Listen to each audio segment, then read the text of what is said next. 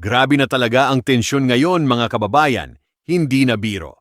Lumalakas ang panawagan para kay dating Pangulong Rodrigo Duterte. Ngayong araw, isang malaking hakbang na naman ang ginawa ng kanyang mga taga-suporta at hindi ito basta-basta. Pinangunahan ni Senador Robin Padilla at ng iba pang kaalyado ang pagsusumite ng ikatlong batch ng signatures sa Korte Suprema. Ang layunin? Pilitin ng Supreme Court na aksyonan ang habeas corpus petitions na isinampa ng mga anak ni Duterte. Hindi na ito simpleng legal move.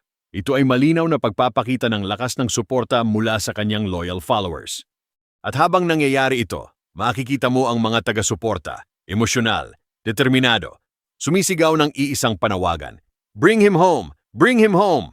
Para sa hindi pa nakakaalam, si Duterte ay kasalukuyang nasa The Hague, kung saan siya ay nakakulong habang hinaharap ang mga legal na issue na kaugnay ng kanyang administrasyon. Kaya naman ang kanyang mga anak ay nagsampa ng habeas corpus petitions, isang legal na hakbang para questionin ang kanyang detention. At ngayon, ang tanong ng bayan, aaksyon na ba ang Supreme Court? Hindi lang signature drive ang naganap, may kakaibang eksena rin.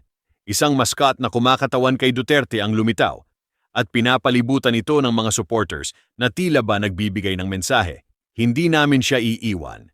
Ito ay hindi lang protesta, isa itong simbolo ng matinding loyalty.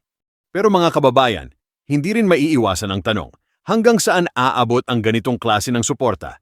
At sapat ba ito para baguhin ang magiging desisyon ng korte? Ang laban ngayon, hindi lang nasa lansangan, nasa loob na ng hukuman.